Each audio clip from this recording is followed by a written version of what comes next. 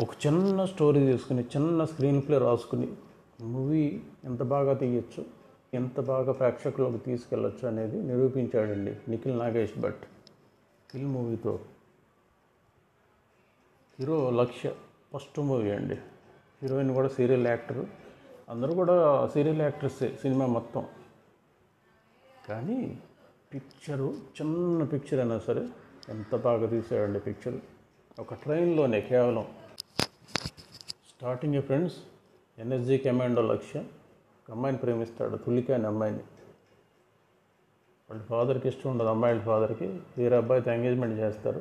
ఇంకోకుండా ఇద్దరు రాంచీ నుంచి ఢిల్లీ బయలుదేరుతారు. ఇప్పుడు ట్రెండ్కి సరిపోయే మూవీ అండి అది. ట్రైన్లో వెళ్తూ ఉంటారు ఫ్రెండ్స్. అక్కడి నుంచి ఉంటుందండి ఒక 5 minutes అంతే.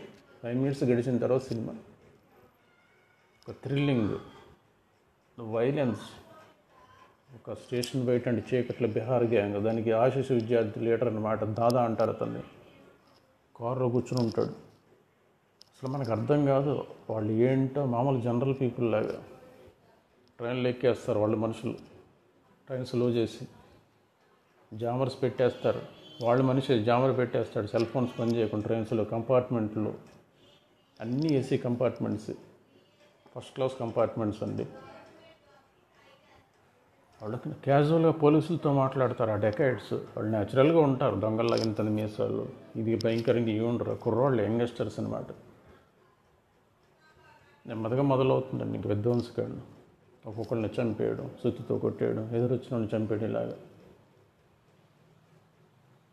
అనుకోకుండా విలన్ కొడుకు, అదే ఆశీష్ విద్యార్థి కొడుకు, యంగ్ అనమాట, యంగ్ డెకాయిట్.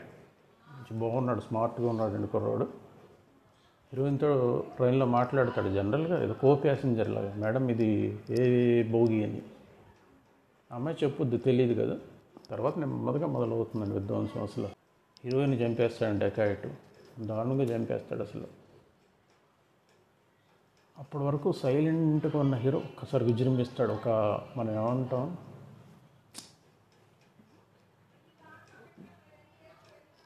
పవర్ అంతా బయటకు వచ్చేస్తుంది, హీరోలని పవర్. అసలు హీరో మంచి height, rough body, robust body, NSG commando కదండి, దానికి తగ్గట్టు కరెక్ట్గా సరిపోయాడండి లక్ష్య. అతని ఫ్రెండ్ ఉంటాడు, అతను ఇద్దరు దెబ్బలాడతారు. ఈ లక్ష్య అయితే అండి చూడండి ఫ్రెండ్స్, వైలెన్స్ అండి, మామూలు వైలెన్స్ కాదు. రక్తపు మడుగు ప్రతి చోట. కత్తిలా పెట్టాడు, మనం కస ఇలా దింపేస్తాడు ఫ్రెండ్స్. 2 ముక్కల కింద చేపలను చీల్స్తారు కదా, అలాగ అరటి చెట్టు ఉంటుంది చూసారా, దాన్ని చీల్చేసినట్టు, కొబ్బరి మట్టని చీల్చినట్టు. నోట్లో అయితే ఇలా కత్తి సుత్తి దింపేసి దారుణంగా పీకలు ఇలా కోసాడు. చేతులు ఇరిపాడు. హింస, వైలెన్స్ అనమాట. బ్లడ్ ఇది ఉంటుంది కదా, బ్లడ్ స్లాట్స్ బాగా, అంత రక్తపు మరకలు. వైలెన్స్ అయితే యానిమల్ మూవీ ఉంది కదా, దాన్ని మించిందండి మనకు తెలిసి ఇండియాలో ఇంత వైలెన్స్ ఉన్న సినిమా అయితే రాలేదు. కాకపోతే ఈ పిక్చర్కి అది కావాలంట, అది కావాలి కూడా. John Wick, కిను Reeves movie idea ఉందా మీకు ఎవరికైనా? 4 పార్ట్లు వచ్చినాయండి, దాన్ని మించిన మూవీ అండి ఇది.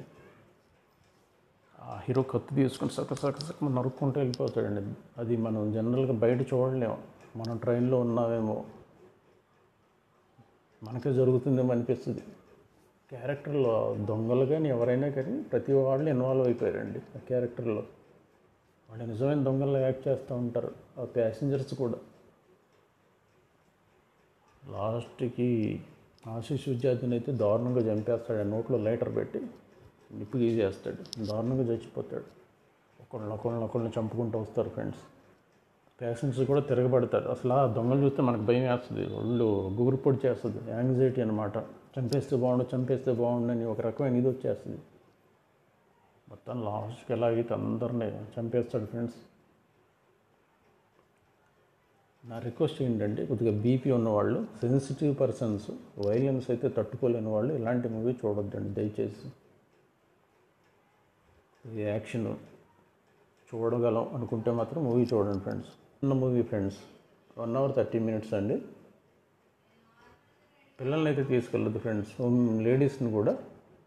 కాస్త యంగస్టర్స్, మనం సినిమా చూసి సరదాగా ఎంజాయ్ చేద్దాం అనుకునే వాళ్ళకి మాత్రం మంచి మూవీ అండి. అసలు బిహార్ గ్యాంగ్ అంటే ఎలా ఉంటుంది, ట్రైన్లో ఎలాంటి దొంగతనాలు జరుగుతాయి, అన్నీ బాగా చక్కగా తీశాడండి డైరెక్టర్ అయితే.